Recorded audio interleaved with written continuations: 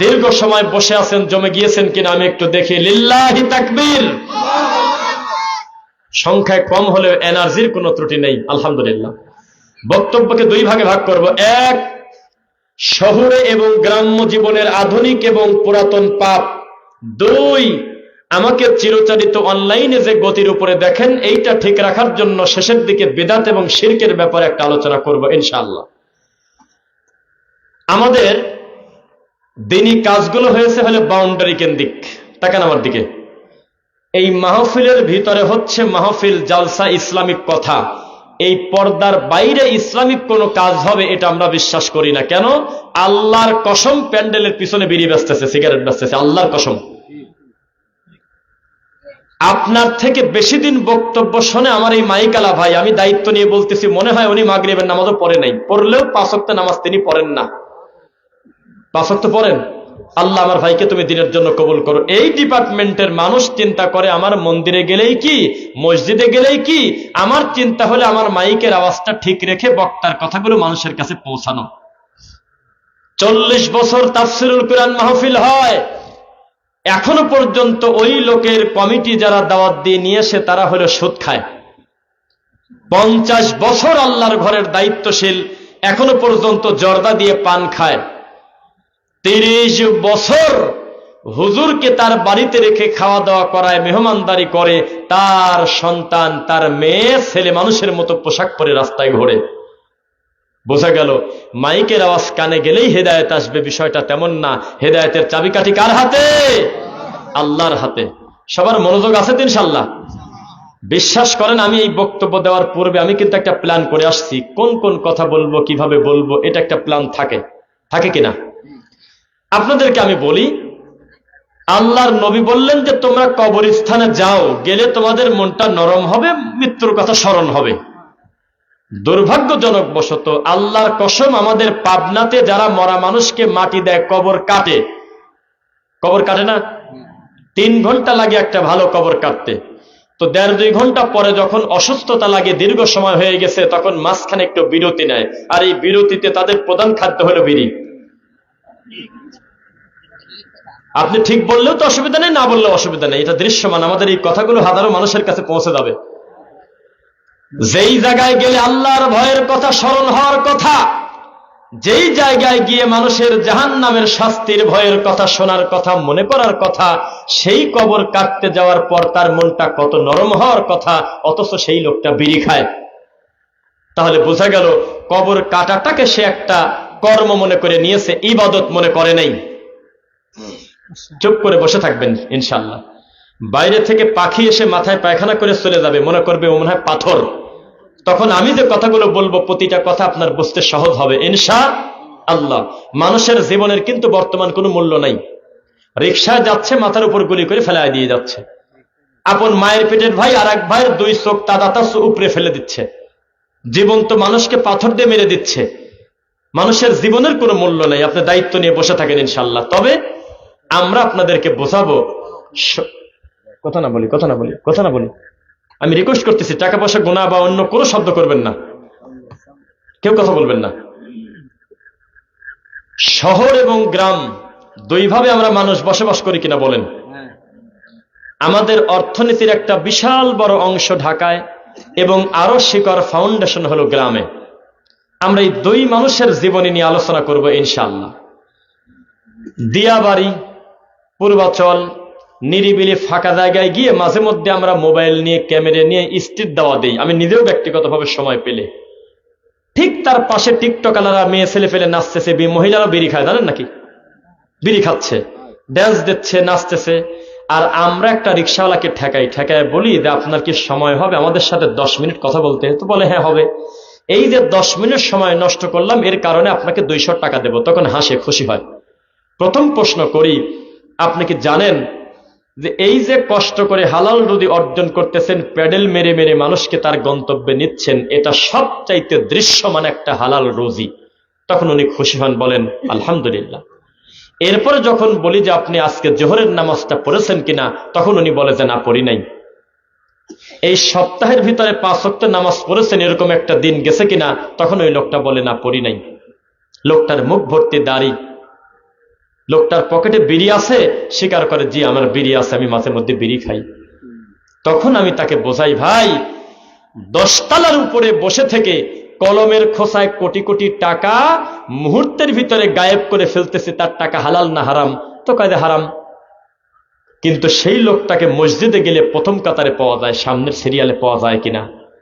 ঢাকা শহরে যত আল্লাহর ঘর আছে, মসজিদ আছে, 90 ভাগের উপরে মুসল্লি হলে যাদের সামর্থ্য বেশি, অর্থ সম্পদ ভালো, ধনী মানুষ। আর আপনার মতো লোক যারা সরাসরি হালাল রুজিতে ব্যস্ত, তারা এতই ব্যস্ত আল্লাহকে সেজদা দেওয়ার টাইম নাই। অধিকাংশ বেনামাজি হলো রিকশাওয়ালার, মাটি কাটাওয়ালা। সারাদিন ধান কাটতেছে তীব্র রোদে, ছেলেকে পড়াচ্ছে ঢাকাতে, তার বেতন দেওয়ার জন্য সারাদিন কামলা দেয়, আর শুধু আল্লাহর সাথে তার সম্পর্ক ভালো নাই। শুধু জুমার নামাজ পড়তে দেয়, তবুও মাঝে মধ্যে জামাত মিস করে। তখন আমি বললাম যে আপনাদের সামনে যখন আমরা বলি যে নামাজ পড়েন, হজ করেন, যাকাত দেন, আজকেও ঘটেছে, তার নাম বলবো না, এখানে আমার ভাই আব্দুল সাত্তার ভাই সাক্ষী আছে, আজকেও একজনকে সালাতের গুরুত্ব বোঝাতে গিয়ে উনি মূল কথা থেকে সরে গিয়ে বলে, বড় লোকরা চিনা আছে, ওরা কি করে ওদের চিনি। অথচ আমরা তাদের বলতে চাই, একটা লোক সালাত আদায় করে আর একটা লোক করে না। আল্লাহর কসম করে বলতেছি, বাইনাল আবদি ওয়া বাইনাল কুফরি তারকুস সালাহ। সাহাবায়ে কেরামদের ঐক্যমতে সে কাফের যে নামাজ পড়ে না। সাহাবায়ে কেরাম বলতেছে, আমরা অতি দ্রুত কাউকে কাফের বলি না। কেন? ওমর রাদিয়াল্লাহু আনহু অস্ত্র তুলছে, মারি দিবি, হট করে বলতেছে আশহাদু আল্লা ইলাহা ইল্লাল্লাহ। আল্লাহ নবী বলল, থাক, মারার দরকার নাই। উমর বলতেছে, মন থেকে বলে নাই, চাকুর ভয়ে বলেছে। নবী বললেন, আল্লাহ আমাকে এই দায়িত্ব দেন নাই যে তার বুক ছিঁড়ে আমি ভিতরে দেখবো, মন থেকে বলুক না না বলুক, আমি তো শুনে ফেলছি যেহেতু আশহাদু আল্লা ইলাহা ইল্লাল্লাহ পড়েছে, তুমি তাকে ছেড়ে দাও। তো যেই লোকটা মসজিদে ঢুকে গেছে, ও যত বড় কবিরা গুনায় লিপ্ত থাকুক, অন্তত বাউন্ডারির ভিতরে আছে কিনা বলেন তো একবার। আর একটা লোক খুব ভালো লোক, মানুষের সাথে তার এত আদব আখলাক, জীবনে একটা টাকা মেরে খায় না, কাউকে কটু কথা বলে না, গালি দেয় না, কিন্তু নামাজ পড়ে না। তাহলে বলেন তো দেখি লোকটা ভালো না খারাপ? এই লোকটা বাউন্ডারির বাইরের লোক। কেন? মাখলুকের সাথে তার সম্পর্ক ভালো, তবে খালেকের সাথে সম্পর্ক ভালো না। আর একটা লোক কবিরা গুনাহ করে কিন্তু 5 ওয়াক্ত সালাত আদায় করে, বিচারের মাঠে আল্লাহর এই হকের বড় ধরা থেকে সে বেঁচে যাবে, বাকি বান্দার হকের ব্যাপারে তার হিসাব হবে। এটাই আমরা বিশ্বাস করি, আহলুস সুন্নাহ ওয়াল জামাতের লোক। তো আজকে আমি শহরের জীবন আর গ্রামের জীবন নিয়ে আলোচনা করব। তাকান আমার দিকে। শহরে 10 তলা বিল্ডিং, কেউ কোনো কথা বলবেন না, আমি কিন্তু খুব সিরিয়াস এই ব্যাপারে। আমার সম্পর্কে যারা জানেন, অনলাইনে দেখেছেন, স্টেজে কিন্তু আমি কাউকে টু শব্দ করতে দেই না, কারণ আমি যত সময় মাইক আলোচনা করব, আমি বক্তা, আপনি শ্রোতা। বোঝা কি যাচ্ছে? যে কথা বলতেছিলাম, শহরে দেখবেন যে পাপ করা সহজ। কিভাবে সহজ? বিবাহিত না অবিবাহিত ছেলে মেয়ে হোটেলে ঢুকলো তা বোঝা যায় না, কার সাথে কে চলতেছে এটা বোঝা যায় না, কার মেয়ে কোনটা, কার ছেলে কোনটা, কার ছেলের বউ কোনটা, কিচ্ছু বোঝা যায় না, কার প্রবাসীর বউ এটা। চাচাতো ভাইয়ের সাথে করে বোরকা পরে চলে গেছে ঢাকা শহরে। আপনি সত্যি করে বলেন তো, জেনাবা বিচার করা গ্রামে সহজ না ঢাকাতে সহজ? শহরে সহজ। কে কার খোঁজ নেয়? পাশের ব্যক্তি খাইল না, মরল না, বেঁচে থাকলো, পাশের ফ্ল্যাটের লোকের টেনশন নাই। মিথ্যা না সত্য বলছি? তারও চিন্তা নেই। কিন্তু গ্রামে যদি একটা অপরিচিত মহিলা যদি 1 ঘন্টা হাঁটাহাঁটি করে, গোটা গ্রামে চায়ের দোকানে সংসদ বসে দেয়, কে রে ওটা, কার বাড়ি ঢুকলো রে, কার বাড়ি থেকে বের হয় দেখতো, মোবাইল কানে নিয়ে হলো মন্ডলের বাড়িতে মাঝে মধ্যে ঘরে কি কামে একটু খবর নিত। কারণ গ্রামের মানুষের হাতে বহু টাইম আছে, তারা এক বৈঠকে জাকির নায়কের মতো লোককে কাফের পর্যন্ত বানায় ফেলে এক বৈঠকে। তাদের হাতে প্রচুর টাইম। শহরের মানুষের তার টাইম নাই। দেখতেছে যে তার পাশের ফ্ল্যাটে নতুন 5টা মহিলা দাঁড়িয়ে আছে, এরপরে জিজ্ঞাসাও করার ক্ষমতা নাই আপনারা কারা, কথা বললে সমস্যা আছে।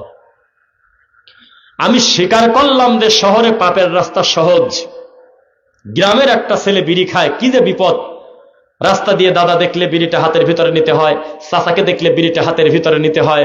আর শহরে মহিলা মানুষ বিড়ি টানতেছে, আল্লাহর কসম ওই রাস্তা দিয়ে কত ভালো ভালো নামাজি লোক হাঁটে যায়, তার কোনো ফিলিংসই নাই। এটা স্বীকার করলাম।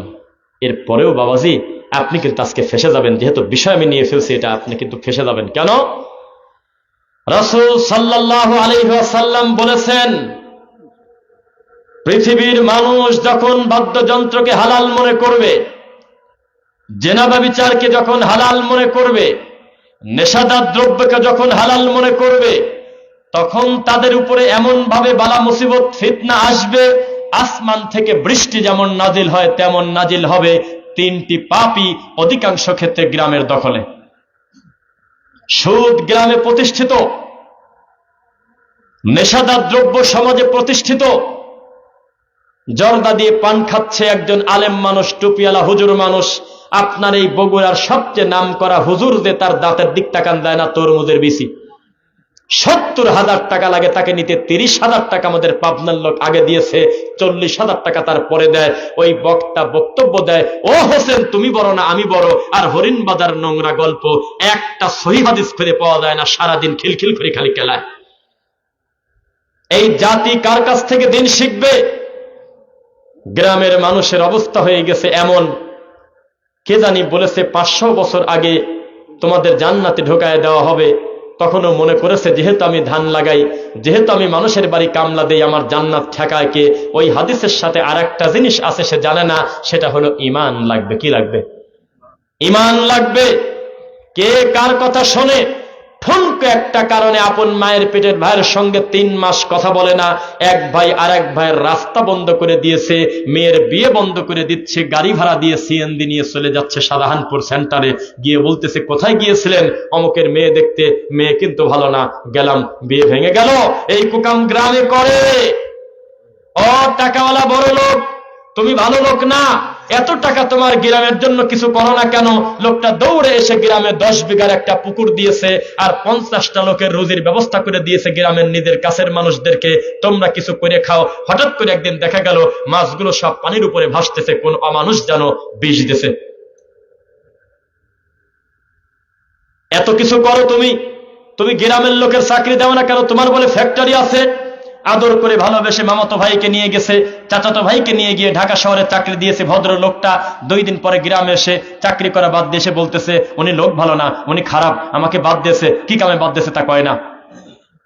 এই তো সমাজের চিত্র। আপন মায়ের পেটের ভাই, আপন মায়ের পেটের বোনের সম্পদ 30 বছর ভোগ দখল করে খাচ্ছে, তার ভিতরে কোনো ফিলিংসই নাই, কোনো অনুভূতি নাই। আর জানাজার সময় আপনার এলাকায় আছে কিনা জানি না, আমার এলাকায় বলে সবাই মাফ করে দিচ্ছেন তো, হাত তোলেন, মাফ করছেন তো। কয় কি? 30টা বছর লোকটাকে বিপদে রাখলো বান্দার হক নষ্ট করে, আর এখন মরে গেছে বলতেছে ক্ষমা করে দিচ্ছেন তো সবাই। আর কে জানি একটা ফতোয়া ডেলিভারি দিয়েছে যে জানাজার সময় যদি সবাই হাত তোলে তাহলে ক্ষমা হয়ে যায়। হয় কি? কয় কি সব কথা? আস্তাগফিরুল্লাহ আযীম। সতর্ক হতে হবে। সারাদিন অটো চালান, ভ্যান চালান, মাটি কাটেন, মাথার ঘাম পায়ে ফেলে ধান চাষ করেন, গম চাষ করেন। মসজিদে গিয়ে দেখা যায় ওই গ্রামের সবচেয়ে সচ্ছল মানুষ, যাদেরকে গ্রামের লোক দেখতে পারে না, তারাই হলো প্রথম কাতারে, আর একবারে পিছনের কাতারে 2-1 জন আসে, বাকি লোক সব স্ক্রিমে পড়ে আছে, ধান কাটতেছে, গরু রাখতেছে, পাট কাটতেছে। এই তো মুসলিম। রাসূল বলেছেন যে সালাত আদায় করে না সে মুসলিম না, সে অমুসলিম। অন্যান্য লোক বলেছে, কেউ বলেছে ধরে পিটাও, কেউ বলেছে মারি দাও বেনামাজিকে। ইমাম আবু হানিফা একটু নরম মানুষ, তাই বলতেছে মন মতো পিটায় জেলে ভরে দাও। এই তো নামাজের অবস্থা। জুমার নামাজে গেলে জায়গা পাওয়া যায় না। ফজরের সময় ইমাম যদি, মুয়াজ্জিন যদি একদিন মিস করে, একামত দেওয়ার লোক খুঁজে পাওয়া যায় না গ্রামে। আর এ পাড়ার ও পাড়ার লোক যুদ্ধ করে মসজিদ বানাইছে 4টা, মসজিদে আছে টাইস, কে কাকে ঠেকায়? মুসলমান, এর নাম বক্তব্য, এর নাম ওয়াজ। কানে হাত দিয়ে হু হু করে কাঁদি গেল, একজন সাহাবীর জীবনে বলে গেল, এর দ্বারা হয়তো মনটা নরম হলো, তবে সাময়িক কিছু কাজ হলো, ঈমান এবং আকীদার কতটুকু উপকার হলো আপনাকে বুঝতে হবে। আজকের এই বক্তব্যের শেষে আপন মায়ের পেটের বোনকে যদি একবার ফোন দিয়ে বলেন 3 বছর বাপ মরে গেছে, তোর সম্পত্তি খাইছি, 3 বছর মাটি ভাড়া নিবি আর ভদ্রলোকের মতো জায়গা ফেরত নিবি, আমাকে তুই জাহান্নামের আগুন থেকে বাঁচা, আমার বাপের নিচে বিপদ হচ্ছে, মাটির নিচে বাপকে ভালোবাসি, আয় আমরা ভাই বোন সম্পদ মিল করে নিয়ে নেই। এর নাম বক্তব্য। মাহফিল শেষে এক ভাই আরেক ভাইকে জড়িয়ে ধরে কাঁদবে আর বলবে ক্ষমা করে দাও গো ভাই, বাপের সম্পত্তি ওয়ারিশ থাকার পরেও শাহজাহানপুরে গিয়ে আমি আমার মরা বাপের টিপসই নিতে পর্যন্ত সারি নাই, বৃদ্ধ বয়সে বাপের সম্পত্তি 5 বিঘা বেশি করে লিখছিলাম, আমাকে তুই ক্ষমা করে দে। এর নাম হলো বক্তব্য। এই তো কয়েকদিন আগে একটা ভিডিও ভাইরাল হয়েছে, এক ভাই আরেক ভাইয়ের শিওরে বসে মৃত্যু সজ্জায় যখন এক ভাই, তখন তার কাছাকাছি বয়সের আরেক ভাই বলতেছে আমাকে তুই ক্ষমা করে দে ভাই, তখন সঙ্গে সঙ্গে মুখটা ঘোরায় নিয়ে বলতেছে ক্ষমা নাই, সর। দেখছেন ভিডিও? দেখছেন আপনি? যাক, কোথায় থাকেন, কোথায় আছেন আপনি বলেন? কোনটা বিশ্বাস করবেন, কোনটা অবিশ্বাস করবেন? জীবন কোন পর্যায়ে গিয়েছে? নোয়াখালীর মেয়ে সুফিয়া ফাতেমা নামে টাঙ্গাইলে চলে আসছে এক মেয়ের কাছে। এক মেয়ে আরেক মেয়েকে জড়িয়ে ধরে বলতেছে, আমাকে যদি ওর সাথে বিয়ে না দেন আমরা দুইজনই বিষ খাবো। এই তো সমাজের চিত্র। দিন ধর্ম বলতে মানুষের কোনো ফিলিংস নাই, কোনো অনুভূতি নাই। কোরআন পড়তে পারে না, হাদিস পড়তে জানে না, সূরা ফাতিহা পড়তে জানে না, আল্লাহ কাকে বলে কোথায় আছে জানে না, দিন কাকে বলে ঈমান কাকে বলে কিছুই জানে না, শুধু নারায়ে তাকবীর দিয়ে জান্নাতে চলে যাবে। এই জাতি মুসলমানের সংখ্যা আমাদের দেশে বেশি। ও মুসলমান, আমরাও গ্রামের মানুষ, সারাটা জীবন কামলা দেওয়া লোক। আমরাও মাঠে ময়দানে চাষ করা খাবার খেয়ে বড় হয়েছি। আমরা গ্রামে থাকার পরে হঠাৎ করে যখন আহলে হাদিস হয়ে গেলাম, আল্লাহ দয়া করেছেন তাই জন্য আহলে হাদিস হলাম, বেদাতি থেকে, অন্ধকার থেকে, তখন আমাদের গ্রামের লোক খুশি হয়ে এ কথা বলে নাই যে আলহামদুলিল্লাহ এই সন্তানটা আগে তাবিজ কবদের সাথে ছিল, মাদার পূজার সাথে ছিল, আল্লাহ তাকে ভালোবেসেছে। তা না বলে আমার বাপ চাচাকে রাস্তায় ডেকে বলতো, তোমার ছেলে আমেরিকা থেকে প্রতি মাসে কত টাকা পায়। আজকে আমি যে কথা বলবো, আমার এই বক্তব্য শুনে আপনার মনে হবে যে আত্মহত্যা জায়েজ থাকলে আত্মহত্যা করতাম। এত কঠিন কথা আমি সিরিয়াস বলবো। আমরা গ্রামে যারা বসবাস করি, আমরা এই দোহাই দিয়ে কত বড় বড় পাপে লিপ্ত, সমাজ ধ্বংস করে দিয়েছি। দিন ধর্ম কর্ম কিচ্ছু জানে না, সালাত আদায় করে না, চায়ের দোকানে বসে সবচেয়ে বড় সমালোচনা আজকে থেকে 2-3 বছর আগে, এখন বলে না, আগে বলতো আমি নাকি খ্রিস্টান হয়ে গেছি।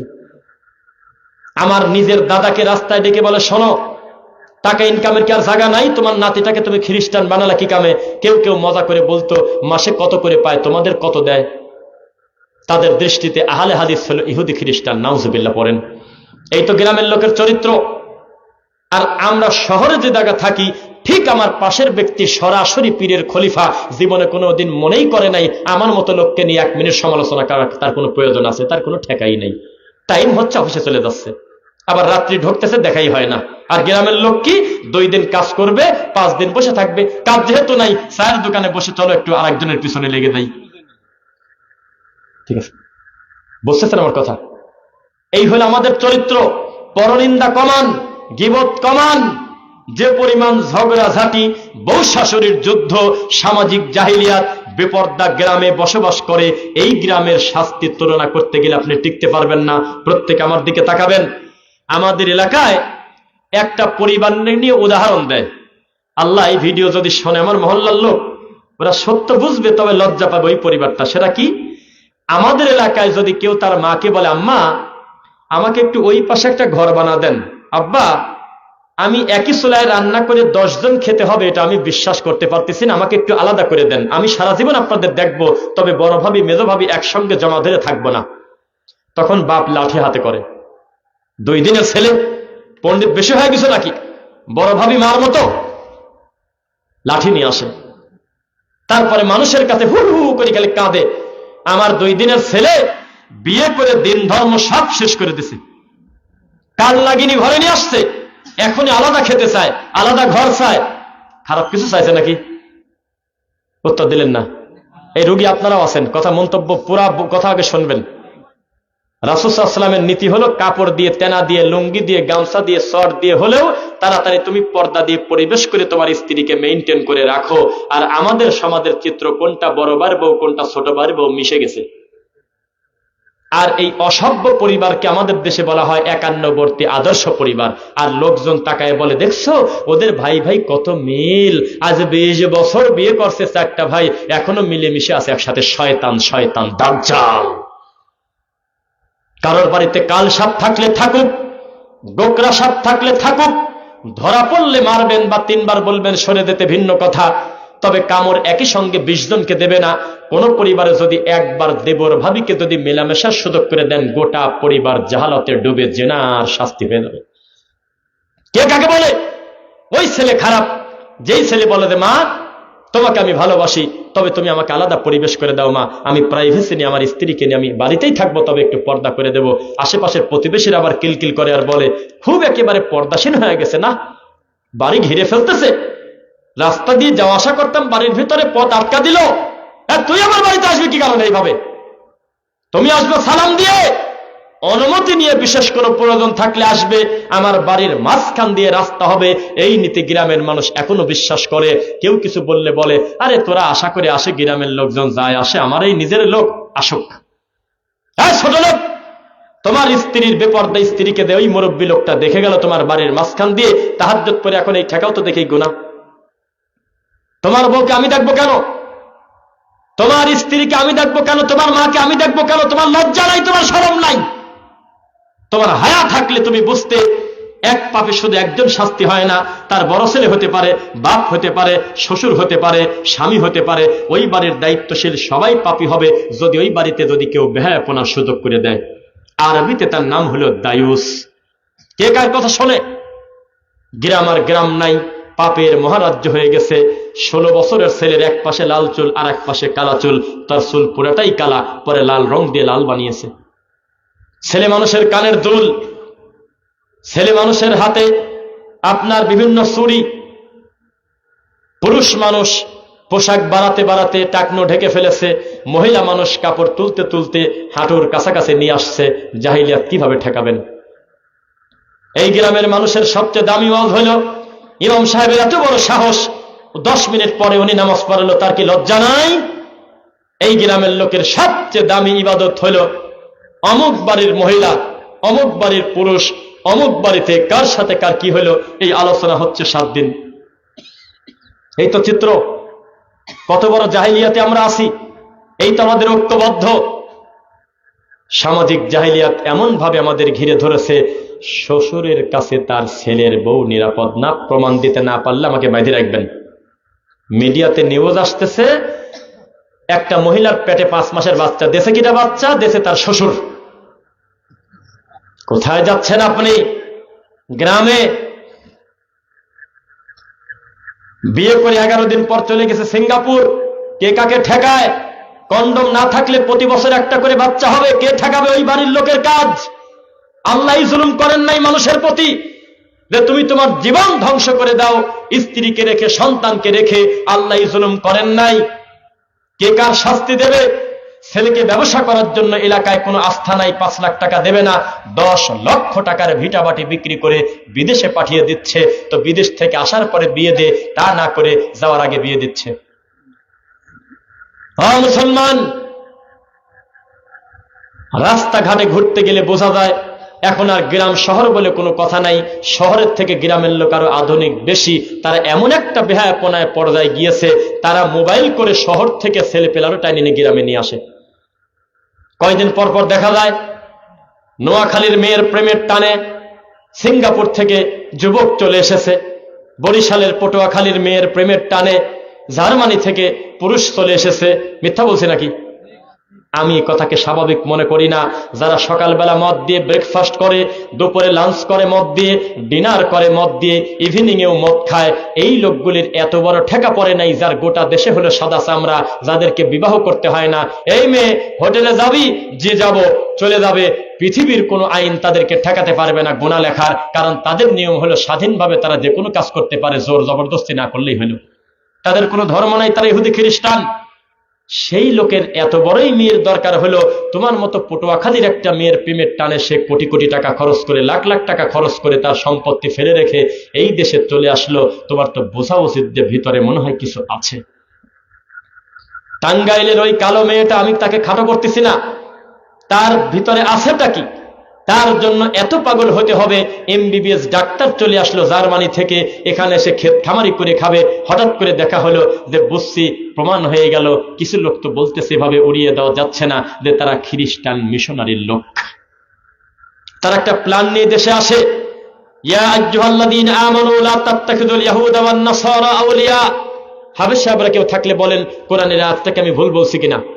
বা'দুহুম আউলিয়াউ বা'দ, খবরদার তোমরা ইহুদি খ্রিস্টানকে বন্ধুরূপে গ্রহণ করো না।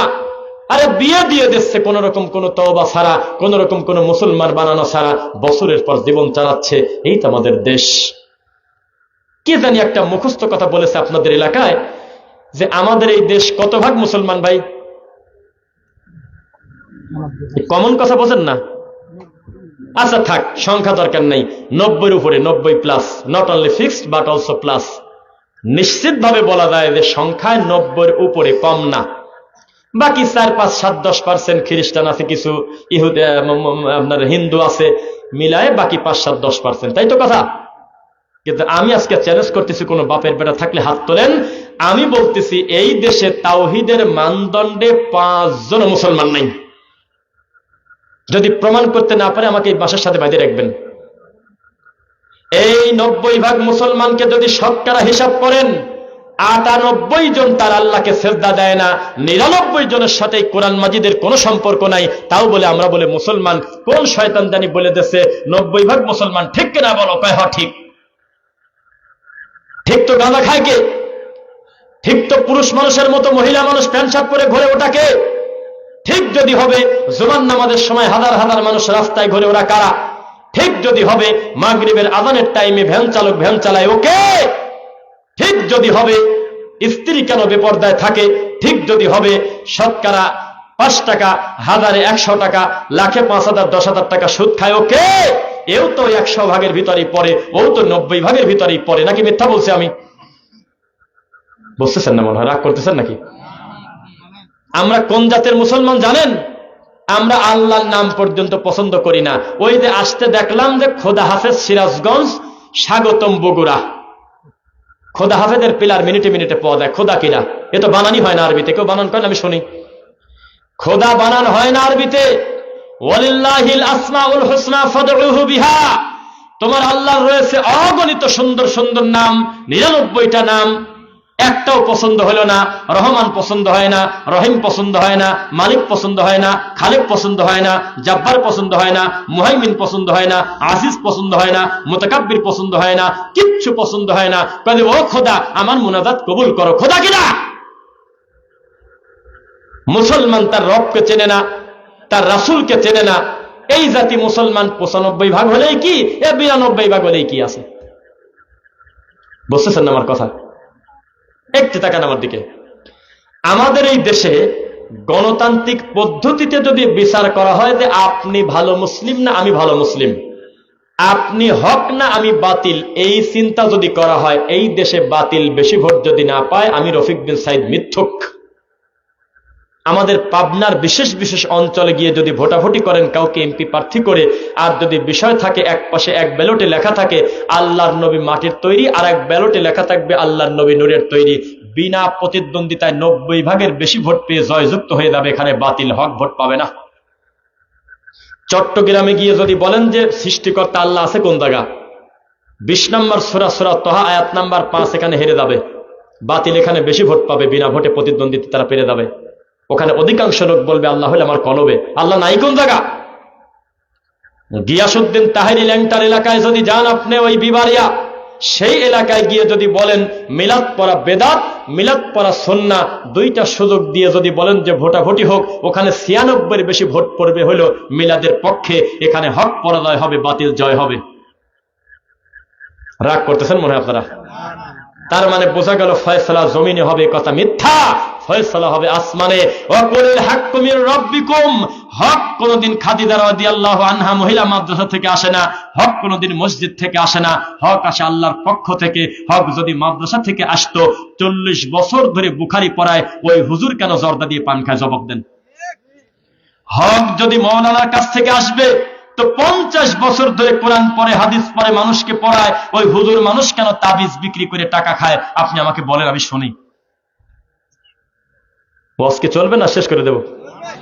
আমি কিন্তু আপনাদের প্রতি মোটেও আমার খারাপ লাগতেছে না, ভালোই লাগতেছে। কেন? কারণ উপস্থিতি যাই হোক, সবার একাগ্রতা আগ্রহের কোনো ত্রুটি নাই, আলহামদুলিল্লাহ। মাঝখানে আমার কাছে একটা কাগজ আসছিল, আমি খেয়াল করি নাই, হাতের ভেতরে রেখে দিয়েছিলাম। একটু আপনাদের না জানি এমনি একটু পড়ি, তারপরে বলি। আচ্ছা, দু একটা প্রশ্ন করছে, এটা এগুলি আমি এমনি এড়ায় চলি, ফিতনা হয়। বেশিরভাগ প্রশ্ন করে আরেক ভাইকে খাড়া করার জন্য, আরেক দলকে হারানোর জন্য, এটা আমি এড়ায় চলি। তারপরও শেষের দিকে আমি রিডিং করে দেবো ইনশাল্লাহ। এখন ওয়াজ করতে থাকি। কি বলেন? এই কোরআনের নাম কোরআন কালাম, এটার যিনি মালিক সৃষ্টিকর্তা রব্বুল আলামিন, এটা তার কালাম। কোরআন কিন্তু আল্লাহর কালাম, জানেন নাকি? এই কোরআন কালাম, এই কোরআনের মালিক রব্বুল আলামিন তার নিজের কোরআনের নিজে নাম দিয়েছে। যাতে আমার আর আপনার টেনশন করতে না হয়, তিনি বলেছেন ইন্নাহু লাকুরআনুন কারীম, কুরআনুম মাজিদ, কুরআনুন কারীম, কুরআনুন হাকিম। আছে কিনা? বাঙালি বলতেছে এগুলো আমার পছন্দ হয় নাই। কোরআন শরীফ এখানে লেখা নাই, কিন্তু লেখা থাকে শরীফ। এই দেশে 98টা কোরআনে লেখা থাকে কোরআন শরীফ, অথচ শরীফ বানান করেন তার ভিতরে কেউ এটা হাত তুলে আমি শুনবো শরীফ। হুবহু লিখতে হবে শরীফ, বানান আছে কোন জায়গা কোরআনে? এগুলো কি আল্লাহ তার কিতাবের নাম দিয়েছে? যেই মানুষ নাম পরিবর্তন করতে পারে বড় বড় পাপের রাস্তা এমনি খুলে যাবে। এক নাম ছিল বাকিউল গারকাত, বাকির কবরস্থান। বাঙালি, পাকিস্তানি, ইন্ডিয়া, এই 3 দেশের লোক বেশিরভাগ জোর করে তারা নাম দিয়েছে জান্নাতুল বাকি, অথচ এই কথাটা কোরআন হাদিসে কোথাও খুঁজেই পেলাম না। আমি যখন মদিনায় গেলাম, আল্লাহ তুমি আমার সব কথা রেকর্ড করতেছো, এখানে আলেম ওলামা আছে, আয়াতটা পড়ি, বাকিটা বলবে।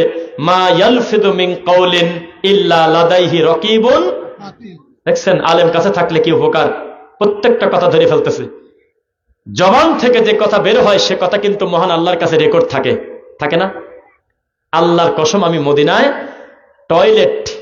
টয়লেটের পাশে দাঁড়িয়ে টয়লেটের পাঁচি ধরে আল্লাহর নবীর ওই যে কবর আছে, সবুজ গম্বুজ আছে, এই দিকে ইশারা করে একটা লোক হাউ মাউ করে কাঁদতেছে আর বুক থাপড়াচ্ছে, যদিও এটা হারাম, নিষেধ। শোকে বুক থাপড়ানো, বুক কামড় দেওয়া, চুল ছেঁড়া, উল্টে উল্টে পড়া, এটার নাম হলো নিহা। বিলাপ করা কিন্তু শরীয়তে নিষেধ। বাপ মরে গেলে খয়রাত করা যায় নাকি বলেন? যায় না? 3 দিনে 4 দিনে 40 খাওয়া যায় না? খান তো আপনারা, আলহামদুলিল্লাহ। তো ওই লোক পাকিস্তানে বাড়ি, দেহ যেমন, পাঞ্জাবি, বুক ফাড়া পাঞ্জাবি ধরে উল্টে উল্টে পড়তে সারা করে খালি কাঁদে। পরে আমরা কাছে আগায় গেলাম যে কাঁদে কে? তখন একজন বলল আপনি বোঝেন না কি কামে কাঁদে? সবুজ গম্বুজের দিক টাকা হজম করতে পারতেছে না, খালি কাঁদতেছে। তাই বললাম যে কি ধরে আসো, কি জানে? কেউ কি তা বোঝে? বললো টয়লেট। আরবিতে লেখা আছে, মনে করতেছে এনে ঠেকায় কিনে, তো নেকির জায়গা। ও টয়লেটের ওইটা ধরে কপালে নেয় আর ইশারা করে করে আল্লাহ নবীর কাবার মানে কি বলে কবরের দিকে তাকে এরকম ইশারা করতেছে। ওই যে সবুজ গম্বুজ দেখা গেছে একটু। ও মুসলমান, আমাদের মুআল্লিম ছিল বগুড়া শাহজাহানপুরের একজন, নাম তার সোহেল। এই লোকের সাথে আমরা গিয়েছিলাম। উনি আমার এই বক্তব্য শোনে, আমি জানি আমার বক্তব্যগুলো মিস করে না। উনি কখনো শুনবে হয়তো, উনি সাক্ষী আছে। আমরা 8 দিন ছিলাম মক্কাতে, 7 দিন ছিলাম মদিনাতে। তো 8টা দিন যে আল্লাহর কাবা ঘরে সেজদা দিলাম, আমাদের যে 26 জন একসঙ্গে গেছি, একজনের চোখে পানি আমি দেখি নাই। কেউ কাঁদে না, একটা লোক কাঁদে নাই। একটু পর পর বলে, ও সোহেল, রওজা মুবারকে কবে যাব? মদিনাতে কবে যাব? তো বলে যে অমুক তারিখে। এই কথা বলে একটা পর্যায়ে তখন গাড়িতে আমরা উঠলাম, মদিনার দিকে আমরা রওনা দেব। ওয়াল্লাহি আল্লাহর কসম, গাড়ির ভিতরে খালি বিকট কান্না, হু হু করে কাঁদে কিছু মুরব্বী। মানে উনি ভিতরটা তার ছিঁড়ে যাচ্ছে, ওরে আল্লাহ, আমি আমার সোনার নবীর রওজা মুবারকের কাছে যাচ্ছি। পরবর্তীতে আমার কাছে এভাবে মাইক দিয়ে দেওয়া হলো, যারা হজ করতে গিয়েছেন, ওমরা করতে গিয়েছেন, একটু কথা বলবেন। প্রত্যেক ওমরাকারী হাজির গাড়িতে মাইক থাকে, মাইক্রোফোন থাকে কিনা, তাদেরকে ট্রেন করার জন্য, তাদের বক্তব্য, তাদের কথাগুলো সামনে তার শ্রোতার বোঝানোর জন্য মাইক থাকে। আমার কাছে মাইক দিয়েছে। আমি প্রথমেই বলছি, কাঁদেন কেন আপনারা? যেই বলছি কাঁদেন কেন, আর খুব একেবারে রাগা, তোমরা তো নবী ওলির দুশমন, তোমাদের চোখে পানি নাই, আমরা আশেকে রাসূল। আমি বললাম যে আবেগে মাকে বউ বলে ফেলছো, বউকে মা বলে ফেলছো, বোঝো না? যেই জায়গায় 1 সেজদা সমান 1 লক্ষ সেজদার নেকি, 1 রাকাত নামাজ সমান 1 লক্ষ রাকাতের নেকি। পৃথিবীর সমস্ত ভালো মানুষের স্বপ্ন, ইমাম বুখারী রাহিমাহুল্লাহ থেকে সবার দাবি, হে আল্লাহ, আমি যদি তোমার কাবা ঘরে বেশি সেজদা দিতে পারতাম, আমার লিখিত করে কতই তোমার কাছে নেকি থাকতো আল্লাহ। আর তুমি কাবা ঘরে সেজদা দিলে, আল্লাহর নবী নিজেই মদিনা থেকে মক্কায় না খেয়ে না পায়ে হেঁটে হেঁটে হজ করতে আসলো, তারপরেও মদিনা তার কাছে আগায় গেল না। আর তুমি মক্কা থেকে কোনো ফিলিংস পাও না, অনুভূতি পাও না। যেই গাড়িতে উঠলাম মদিনার পথে হু হু করে কাঁদো, এ তো মায়ের থেকে মাসির দরদ বেশি। কেউ যদি নিয়ত করে আমি আল্লাহ নবীর রওজা মুবারক জিয়ারত করতে যাচ্ছি, এটা হবে না। পৃথিবীতে 3টা জায়গা জিয়ারত করতে যাওয়া যায় নেকির আশায়। 1 বাইতুল্লাহ, 2 মসজিদ নববী, 3 বাইতুল মুকদ্দাস জেরুজালেম।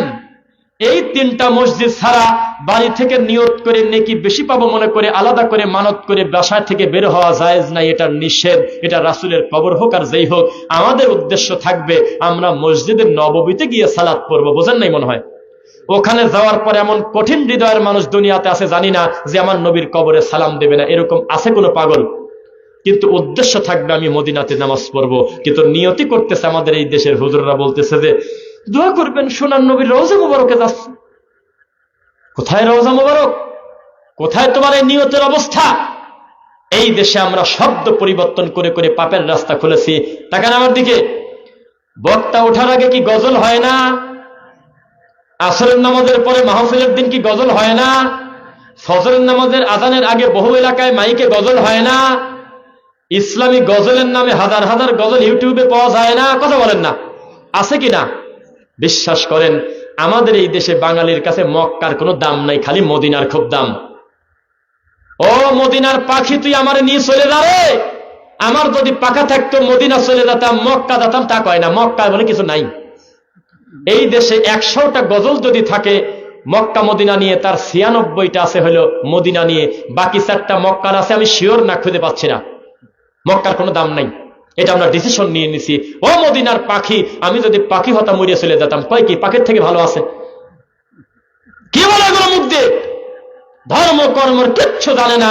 এদের প্রধান বক্তার নাম হলো আপনার বগুড়ার এক জোকার আছে, নাম না বলি, দাঁতগুলো তরমুজের বেশি, সারাদিন পারিবারিক গল্প করে, খিলখিল করে মাঠে ময়দানে এসে কি যে নোংরামি করে। আল্লাহর কাছে দোয়া করে, আল্লাহ এই সমস্ত অসভ্য জাহেলকে তুমি সমাজ থেকে দূরে রেখে তাকে তুমি ব্যস্ত রাখো, দাওয়াতিকা দেন না গো আল্লাহ। এই দেশের প্রধান বক্তার নাম হলো 36 ইঞ্চি বক্তা। কে ছেলে থেকে মেয়ে হয়েছে, মেয়ে থেকে ছেলে, কে হেলিকপ্টারে আগমন করিবেন, এই সমস্ত নোংরা লকব দিয়ে দিয়ে মানুষের ধর্ম বিক্রি করা হচ্ছে। আগে নিয়েছে 30,000, পরে নেবে হলো 80,000। এই তো ধর্মের জাত গেল। আমানুল্লাহ বিন ইসমাইল মাদানী বলছিল অনেকদিন আগে, খুব কষ্টে পড়ে, যেই দিন তুফাজ্জল বৈরাগীর নামের আগে লেখা হয়েছিল মুফাসসিরে কোরআন, সেই দিন থেকে বাঙালির ধর্মের ওয়াজের হানিতে কুত্তায় মুখ দেছে। সারাটা দিন জাল হাদিস প্রচার করে গেল। লোকটা মরার আগে পর্যন্ত লিটন দেওয়ান সৃষ্টির আংটি বিক্রি করে গেল। এত বড় মুশরিক, প্রকাশ্যে তওবা পর্যন্ত পড়ল না। এই লোকটার নামের আগে লেখা হতো আল্লামা মুফাসসিরে কোরআন তুফাজ্জল বৈরাগী। হাজার হাজার লোক তাকে জমা হয়ে যেত দেখার জন্য। এটা হলো সেই দেশ। এই চেয়ারে একজন মাদানী আলেম বক্তব্য দেবে, 200 জন শোনে না। আমরা বক্তব্য দিতে এসেছি, 1000 লোক সামনে বসে থাকে না, 500 জন আসে না। আর এই জায়গাটা জাদুকরি কুয়াকাটি হুজুরকে নিয়ে আসেন, তার নামের উপরে দেখবেন যে আসরের পর থেকে প্যান্ডেলে ঢোকা যাচ্ছে না। লোকজন বুঝবে যে মাল একখান আসতেছে। কেন? কারণ আগে যেহেতু 40 নেছে, তারই ছোটখাটো বক্তা না, পরে আরো 50 দেওয়া লাগবে। এই দেশের মানুষ বিচার করে বক্তার ডিমান্ড কত, সেটার উপরে কথা। এই তো গত কিছুদিন আগে সিলেটে একটা মাহফিলে বক্তা আগে নিয়েছে 30,000, আর বাকি 40,000 টাকা নেবে স্টেজে পাও দেওয়ার আগে। টাকাটা দিতে দেরি হবে, এই জন্য কমিটি থেকে ফোন করে বলছে আপনি মন খারাপ করবেন না, টাকাটা কিন্তু জালসার পরে গুনে দেব, আগে দিতে পারতেছি না। তখন উনি বলছে মাহফিল ক্যান্সেল, আমি ময়মনসিংহ থেকে চলে যাব। এরপরে ওই কমিটির ওই ইমাম সাহেব স্টক করছে। ও মুসলমান, এই যে এইদিকে ফরিদপুরের পরে একটা বক্তা আছে, আল্লাহ ক্ষমা করুন, এই বক্তা জালসার স্টেজে এসে মাহফিলের পোস্টারকে বিড়ির মতো করে ঘোরায় বলে আপনারা সবাই রেডি আছেন তো, আমি এখন 4 রকম স্টাইলে বিড়ি খাওয়া দেখাবো। এই অসভ্য জোগাড়কে আনতে আজকের এই দিনে 2025 সালে 90,000 টাকা লাগে। তাহলে আমি যে বক্তব্যের শুরুতে বললাম আমাদের এই দেশে ধর্মের হাড়িতে কুত্তায় মুখ দেশে, আপনাকে খারাপ লাগলো কথা? একটু শিক্ষা নাই, কোনো ডিসিপ্লিন নাই, কোন এডুকেটেড কোন লোক এখানে দাওয়াতি কাজ করে না। ঠোঁটের জোর যার বেশি, সে তাকবীর দিয়ে মাঠে নেমে যাচ্ছে। মানুষ বলতেছে ওয়াজ করছে রে, মন ভরায় দিয়ে গেল। কি ওয়াজ করছে রে? কথা জানি না। এই তো ওয়াজ। মহিলা প্যান্ডেলে মহিলারা তাকবীর দিয়ে বলতেছে এত বড় বক্তা, এত ছোট মাহফিলে তোমরা দাওয়াত দিয়েছো কেন? কারণ বক্তার নাম হলো জাওহারি ঠাকুর, সে হলো 36 ইঞ্চি বক্তা, তার বাড়ি মনে হয় নেত্রকোনা না কোথাও। কোন শাস্তিতে বললাম? এই দেশের সবচেয়ে ভালো মানুষের নাম হলো পীর ফকিরের নাতি নাতকি। বৈষম্য বিরোধী আন্দোলন আবার হওয়া উচিত। এই বৈষম্যে লেখা থাকবে ইন্না আকরামাকুম ইনদাল্লাহি আতকাকুম, নিশ্চয় আল্লাহর কাছে মর্যাদার মাপকাঠি হলো যার তাকওয়া পরহেজগারি তার যার যত বেশি। আমাদের দেশে তা হয় না। আমাদের পাবনাতে আল্লাহর কসম 1, আল্লাহর কসম 2, আল্লাহর কসম 3, সবচেয়ে বড় ভালো মানুষের নাম আল্লাহর নবীর বংশের নাম বলে ফুরফুরা ঠাকুররা। এক একটা ঠাকুর এসে গৃহপালিত বলদ চলে আসে, অথচ আমরা জানি ইন্ডিয়া থেকে অফিসিয়াল ভাবে গরু আসা নিষেধ, পেঁয়াজ আসা নিষেধ, নিয়মের বাইরে কোনো জিনিস বর্ডার দিয়ে গোপনে আসা যাবে না। তবে কিভাবে জানি এই গরুগুলো ঢুকে পড়ে, এসে নিজের কলার নিজে ধরে আমাদের পাবনাতে গত কয়েকদিন আগে বলে গেছে, বাপের বেটা ফুরফুরা থেকে এসেছি, কবরের আযাব 40 দিন মাফ হয়ে গেছে। কোন আল্লাহর ওলি যদি কোনো রাস্তা দিয়ে হেঁটে যায় 40 দিন কবরের আযাব মাফ হয়, এরকম নোংরা কথা শোনেন না এর আগে? শুনছেন? আপনিও শুনছেন? রামায়ণেও এত নোংরা কথা লেখা নাই, অথচ লেখা আছে কি আল্লাহর নবী হেঁটে যাচ্ছে তারপরেও আযাব হচ্ছে। জিবরাইল এসে বলল বাকিগুলো ঠেকাতে পারবেন না, তবে 2টা কবরে খেজুরের ডাল গাড়ি দেন। এই নবী জীবনে আর 3 নম্বর কবরে খেজুরের ডাল গাড়ে নাই, কারণ নিচের খবর তাকে জানানো জরুরি না, এটা আমার আল্লাহ ভালো জানে। আর এই ভণ্ডরা দায়িত্ব নিচ্ছে, আর এই ভণ্ডদেরকে শেল্টার দিচ্ছে আপনার বগুড়ার এক বিরাট বড় মাওলানা, তার নাম জানি না, উনি বোরকা পরে থাকে, ও ভিডিওতে আসে না। এই এক জোকার, এক রোগী, এক অসভ্য, তার নামের আগে লেখা সকল তরিকায় খেলাফতপ্রাপ্ত সারা বাংলায় আরো সৃষ্টিকারী আল্লামা ডক্টর মিস্টার অমুক। এই এক অসভ্য এই দুনিয়াতে ডেলিভারি হয়েছে, আর কোনো ওয়াজ খুঁজে পায় না, খালি নবী মাটির তৈরি না নুরের তৈরি, মিলাদকে দ্বারা পড়বো না বসে পড়বো, এইগুলি নিয়ে তার ওয়াজ। মানুষ সুদ খাচ্ছে, ঘুষ খাচ্ছে, জেনা ব্যভিচার করতেছে, মাদকদ্রব্য সেবন করতেছে, বাদ্যযন্ত্রকে হালাল করে নিয়েছে, হিংসা বিদ্বেষে গোটা সমাজ পরিপূর্ণ। উনি ওয়াজ খুঁজে না পায় বলে যারা মিলাদকে অস্বীকার করে তারা কাফের। ঠিক কিনা বলো? গরু ছাগল কয় হ্যাঁ ঠিক। এই যে দেখেন, এই যে মাওলানা ভাই কি কয়, এই অমানুষ বলতেছে মিলাদকে নাকি জাতীয়করণ করে, মানে রাষ্ট্রীয় ভাবে বলে প্রমাণ করতে হবে। সি সি সি সি সি। এই ধর্মে কুত্তায় মুখ দেশে না তো কি করছে বলেন আপনি আমাকে? নবী সাল্লাল্লাহু আলাইহি ওয়াসাল্লাম, এই শোনেন, হাসবেন না, আমি বলি মাঝে মধ্যে আমাদের প্রত্যেকটা ওয়াজে কুল্লা বেদাতিন দলালা আমরা নাও বলতে পারি, কিন্তু বেদাতিরা জুমার খুতবার সানি খুতবায় বলে, ভাই সাক্ষী দেন, কুল্লা মুহাদাসাতিন বিদআ ওয়া কুল্লা বিদআতিন দলালা ওয়া কুল্লা দলালাতিন ফিন্নার। এই কথা বলে তারপরে বলে ফাযকুরুনি আযকুরুকুম ওয়াশকুরুল্লাহ তাকফুরুন। যারা কবলা জুমা পড়েন নাই পড়ে নেন, বলে কিনা? লজ্জা কোথায় রাখি? কেবল বলতেছে কুল্লু বেদাতিন দলালা, আর নামাজে খাড়ানোর আগে বলতেছে নামাজের পরে বসবেন, মিলাদ আছে। কয় কিরে ডাকাত, তুই যে আয়া হাদিসটা মুখ দিয়ে পড়লি, এই হাদিসের অর্থ মিলাদকে দাফন করে দাও নাকি? বলেন, দরুদকে প্রতিষ্ঠিত করো। আর এই পাগল বলতেছে মেম্বারের মা মরে গেছে, কেউ জেলাপি না নিয়ে যায় না, মোনাজাত হবে, মিলাদ হবে। ও যদি বুঝে পড়তো যে বেদাত কত বড় পাপ, বেদাত করলে তার ফরজ নফল কবুল হচ্ছে না, বেদাতিকে সহযোগিতা করলে লাআনাল্লাহু মান আওয়া মুহদিসান, আল্লাহ লানত তার প্রতি। বেদাতিকে হাউজে কাউসারের পানি দেওয়া হবে না, বেদাতিকে সোফকান বলে সবচেয়ে বিপদের সময় আমার নবী সরায় দেবে, ধাক্কা দিয়ে ধরতে দেবে না। আর এই বেদাতি জানেই না যে বেদাত কাকে বলে, কয় মিলাদ আছে বসবেন। তো বেদাতি হলে এরকম, পরে এক বসে এক। মুসলমান, আমি আশাবাদী আগামীর দিন হবে কোরআন সুন্নাহর দিন ইনশাআল্লাহ। আগামীর দিন হবে তাওহীদের দিন। আরে আহলে হাদিসের বাচ্চা কোনোদিন মাজার পূজারি হচ্ছে না, নতুন করে মাজার পূজা ছেড়ে আহলে হাদিস হচ্ছে দিন দিন ইনশাআল্লাহ। এই যে গত কয়েকদিন আগে মুফতি মারুফ কাসেমি নামে এক দেওবন্দি কওমি বেদাতি গত কয়েকদিন আগে জর্দার পক্ষে বাহাস করছে আমাদের একজন মাদানী আলেমের সাথে। সে চাচ্ছে যে জর্দা যাতে ফিরে না যায়, জর্দাকে হালাল করার জন্য আমাদের আহলে হাদিসের একজন মাদানীর সাথে বাহাস করছে কিছুদিন আগে। আজকে তার বিবেকের কাছে হেরে গিয়ে তিনি প্রকাশ্যে সালাফি কনফারেন্সে ঘোষণা দিয়ে দিয়েছে আমাদের মুখামুখি, যে আমি আজকে থেকে আমি সব পরিত্যাগ করলাম, আমি আহলুল হাদিস হয়ে গেলাম। আমি ইতিপূর্বে সমস্ত অন্যায়ের জন্য আহলে হাদিস সকল আলেমের কাছে ক্ষমা চাই, আল্লাহর কাছে ক্ষমা চাই। হে আল্লাহ, আমি যদি মিথ্যা বলি সবার সামনে বিচারের মাঠে আমি অপমানিত হব, এর থেকে বড় কথা নাই। 28 নভেম্বর রোজ শুক্রবার জুমার নামাজের আগ দিয়ে আমি একবার বক্তব্য দিয়েছি, তারপর ডক্টর মুজাফফর বিন মহসিন খুতবা দিলেন। এরপরে আবার রাত্রে আমার শিডিউল একই দিনে ডবল থাকায় আমি আবার মাহফিলে গিয়েছি। ওয়াল্লাহি এই বেদাতি মুফতি আমাকে জড়ায় ধরে বলতেছে ক্ষমা করে দিয়েছেন কিনা তাই বলেন। আমি বলছি আমাকে ছেড়ে দেন, কিসের ক্ষমা? বলে যে আহলে হাদিস হওয়ার আগে গত কয়েকদিন আগেও আপনাকে মা তুলি এবং যেসব ভাষায় গালি দিয়েছি তার মুখে বলা যায় না। আমি বললাম যে যেহেতু আপনি দিন গ্রহণ করছেন, অটো ক্ষমা। আপনার এখন দাবি একটা, কে কি বললো এগুলো বাদ দিয়ে প্রকাশ্যে আপনি তাওহীদের প্রচার করেন, বেদাত পরিত্যাগ করে মানুষকে সত্য জানিয়ে দেন। আমরাও একদিন অন্ধকারে ছিলাম। তখন উনি হাসলো। এরপরে বলতেছে, রফিক ভাই একটা বিপদে পড়ছে, কি করি? মোবাইল দিক তাকানো যায় না, মোবাইল উল্টে করে রাখি, মোবাইল রিসিভ করলেই মা তুলে গালিগালাজ করে আমার কওমের লোক, বেদাতিরা, বড় বড় মুফতি মাওলানা, মসজিদের ইমাম। আর ইমামদের কিন্তু গাল ছোট হয়। একটা টুপিওয়ালা নিশ্চয় কোনো বড় গাল দেয় না, তাই না ভাই? আমি একজন আলেম মানুষ, আমি যদি আমার আলেম ভাইকে গালি দিই, সে গালিটা ছোট হবে না বড় হবে? ছোট হবে। সে ছোট গাল কি শুনবেন? ইহুদের দালাল। এর থেকে ছোট গাল কোনো হুজুর মানুষের নাই।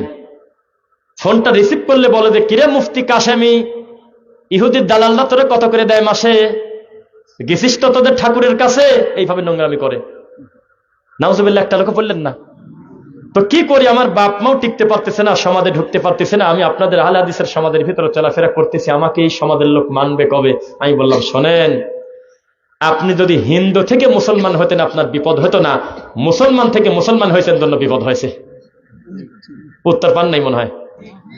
একটা মালায়ন যদি বলতো যে আমি মূর্তি পূজা ত্যাগ করলাম, আশহাদু আল্লা ইলাহা ইল্লাল্লাহ, বড় জোর সম্পদ পেত না, কিন্তু কেউ আশ্চর্য হতো না। কারণ হিন্দুরা হাজার তাকবীর দিয়েও ঠেকাতে পারতেছে না, মুসলমান ধীরে ধীরে হচ্ছেই, এটা ঠেকানো যায় না। কিন্তু মুসলমান হয় খুব কম। এই ছেলেটা যেহেতু হয়েছে, তার কমের তাবিজ খোররা, জিলাপিওয়ালা, তাবিজওয়ালা, এই সমস্ত ঠাকুর পূজারীরা সহ্য করতে পারতেছে না পীর মুরিদের লোক। যেহেতু ওয়াদা করছিলাম বক্তব্যের শুরুতে বিদাতের ব্যাপারে একটু টাচ দেব, তাই বলতেছি। চেষ্টা করবো 11টার কাছাকাছি সময় শেষ করার, বা কিছু সময় আগ পাশে। আল্লাহ আমাদের তৌফিক দিন, আল্লাহুম্মা আমিন। আবার রবের নামের ধ্বনি দিচ্ছি, লিল্লাহি তাকবীর। আসলেই আমি জেনুইন শ্রোতা পাইছি, হাজার হাজার শ্রোতা সামনে, কিন্তু বাদাম খাচ্ছে, জিলাপি খাচ্ছে, গোল হয়ে বসে খিলখিল করতেছে। তাহলে কিন্তু সে বক্তব্যের কোনো কাজ নাই। আর শ্রোতা কম আছে, কিন্তু শ্রোতার আগ্রহ আছে যে বক্তা কি বলে আমি ধরবো। ভালো হলো না খারাপ হলো? আল্লাহ বলেছেন, ওয়াকালার রাসূল ইয়া রাব্বি ইন্না কওমি ইত্তাখাযু হাযাল কুরআনা মাহজুরা। আমি বিচার দিলাম আমার উম্মতের প্রতি, হে আল্লাহ আপনি বিচার করেন, আমি উকিল। কেন? তারা আমার কোরআনকে পরিত্যাজ্য করেছে। অথচ আমি স্বীকার করি, বাংলাদেশে যত কোরআন খতম হয়, সৌদি এত হয় না। বাংলাদেশের হাফেজ হলো সারা পৃথিবী জয় করে পুরস্কার পায়, মিথ্যা না সত্য? সারা পৃথিবীর সবচেয়ে বেশি কোরআন পড়া হয়, হলো পৃথিবীতে সবচেয়ে বেশি পড়া হয় কোরআন। এরপরেও নবী বলতেছে কোরআন পরিত্যাজ্য করছে, মানে হলো পড়ে নাই তা না, পড়েছে বোঝে নাই, বোঝেছে উল্টা চলে। বুঝতেছেন নাকি? কেন? একটা উদাহরণ দেই। সারা পৃথিবী থেকে পুরস্কার পেয়ে 168টা রাষ্ট্র ফেল করে আমাদের বাংলাদেশি ছেলে কোরআনে হাফেজ ফার্স্ট হয়েছে। খারাপ না ভালো হয়েছে? এই ভালো ভালো ছেলেগুলো পড়ে আছে বেদাতির কোলের ভিতরে, মুসাফা পর্যন্ত করতে জানে না। এই বাচ্চা নিরীহ কোরআনে হাফেজ সুন্দর সুন্দর ছেলেকে ধরে নিয়ে টিকটক করে। যদি আমি ভুল বলি আমি মিথ্যক, ধরে রাখবেন আমাকে। মদিনায় গিয়ে টিকটক করতে গিয়ে ওস্তাদ আর ছাত্র দ্বারা পড়ছে, পরে মুসলেকা দিয়ে সারা নিয়ে আসে, অন্য লোক সুপারিশ করে দিয়ে ক্ষমা করে দেন। কত বড় অসভ্য! কানে হাত দিয়ে যখন কোরআন পড়ে, একসঙ্গে 4-5টা আয়াত মিলে পড়ে, মুখের দিক তাকানো যায় না, ভেংসি দিয়ে ওঠে। অথচ কোরআন যার উপরে নাজিল হয়েছে তিনি এমন ভাবে কোরআন পড়তেন, কথা বলতেন। আম্মাজান আয়েশা বলতেছেন, আমার স্বামীর মোট কথা গুনে দেওয়া যেত, কয়টা কথা বলছে। প্রতিটা আয়াত থেমে থেমে পড়তেন, আলহামদুলিল্লাহি রাব্বিল আলামিন আর রহমানির রহিম, থেমে থেমে পড়তেন। পিছনের মুসল্লিরা পড়তো। আর আমাদের হুজুররা রমজান মাসে বলতেছে আলহামদুলিল্লাহ আলামিন রহমান মালিক ইয়াউমিদ্দিন, কেন দলেন, মানে বোঝা গেল বিপদ শেষ হলো। আর যে হাফেজ যত দ্রুত তারা বিশ্বাস করতে পারে তার বাজার ভালো, আগামী বছর সে মাল শিওর। আর যে একটু ধীরে ধীরে রুকু করে, ধীরে ধীরে সেজদা আয়াতগুলো দেরি করে পরে, ওকে আর নেয় না, কয় ডেইলি হাফেজ, খতম তারাবি হয় না। আশ্চর্য একটা দেশে বাস করি, যেই দেশে কোরআনকে পড়া হয় ফাজলামো করে, বিকৃত করে। রাগ করতেছেন মনে হয়? এই বেদাতির আকাশের যত তারা, বেদাতির তত ধারা। মিনিটে মিনিটে নতুন নতুন বেদাত ডেলিভারি দেয়। ফরিদপুরে একটা নতুন বেদাত চালু হয়েছে কিছুদিন আগে, কবরের উপরে আজান দিচ্ছে। হাহারে, আলাউদ্দিন জিহাদি আবার এটা সাপোর্ট করতেছে, চেনেন নাকি? কয় যে আজান দেয়, আপনি কিছু কন না কে? আমি কি কব? আজান দিলে নিচে খারাপ খারাপ শয়তান চলে যায়, ভালো ফেরেশতা চলে আসে, আজান দিলে শয়তান ভাগি দেয়, নবী বলছে। তাজা মানুষের কথা মরা মাসির লাগা দিছে। আচ্ছা, এই শরীয়ত কি মরার না তাজার? এখন নিচের থেকে ও কষ্টে আমি খালি ভালো ফেরেশতা ঠিক রাখি, ইবলিসে সরা দেবো, একটু পরে প্রশ্ন করতে আসবে, তো এই জন্য উপরে আজান দিচ্ছি। চলতেছে, এটাও চলতেছে, এখন রানিং চলতেছে। চরমোনার পীর গত বছর বা তার কাছাকাছি সময় নতুন একটা জিকির ডেলিভারি দিয়েছে। যদি ভুল বলে আমাকে বাজিয়ে রাখবেন। জিকির কি? প্রথমে কয়েকবার বলবে আল্লাহ আল্লাহ, তারপর বলবে লা লা লা লা লা লা। যদি না হয় আমাকে বলবেন, আমি আমার এই মোবাইল থেকে রেকর্ড করে এখানে বাজিয়ে দেব। প্রথম কয়েকবার আল্লাহ আল্লাহ আল্লাহ আল্লাহ, তারপর লা লা লা লা লা লা। এটার নাম দিয়েছে শ্বাসের জিকির। কেন? কারণ হিন্দুরাও যখন ঠিক পাইল যে মুসলমান এক আজব ধর্ম, যেই ধর্মের একটা হুজুর জিকির করলে তার সামনের ভক্তরা এসে তার কামড় দেয়, চুমি খায়, মাইক নিয়ে দৌড় দেয়, লাভ দেয়, উল্টি পরে, কাঁধে ওঠে, বাঁশে ওঠে, তখন আপাতত এগুলো ঠেকা দিয়ে এখন বলতেছে তোমরা কেউ লাভ দিও না, তোমরা পড়ো লালা লালা লালা। আমার আল্লাহর নাম নিয়ে আল্লাহর কসম মাহফিলে খোলা মাঠে খিলখিল করে, কোনো জবাবদিহিতা নাই। রেজাউল করিম আবরার তার কাছেই বসে আছে, তার বাম পাশে বড় বড় আল্লামা মুফতি বসে আছে, বড় বড় শাইখুল হাদিস বসে আছে। একটা লোক প্রতিবাদ করলো না। ও চরমোনার পীর খাবলা, জীবনে কোনোদিনও কোরআন হাদিসে পাই নাই আমার সৃষ্টিকর্তার নামকে এভাবে বলা যায়, আপনি পাইলেন কোন জায়গা? কেউ বলে না, কারণ বিবেকের দাঁত নাই। পীর মুরিদি মানে হলো আক্কেলের দাঁত থাকা যাবে না। পীর রবিবারকে বলবে মঙ্গলবার, মুরিদ বলবে জি আব্বা জি আব্বা। বৃহস্পতিবারকে বলবে শনিবার, মুরিদ বলবে জি বাবা জি বাবা। যদি বলে যে না এটা মঙ্গলবার, তাহলে পীর মুরিদি কেটে যাবে।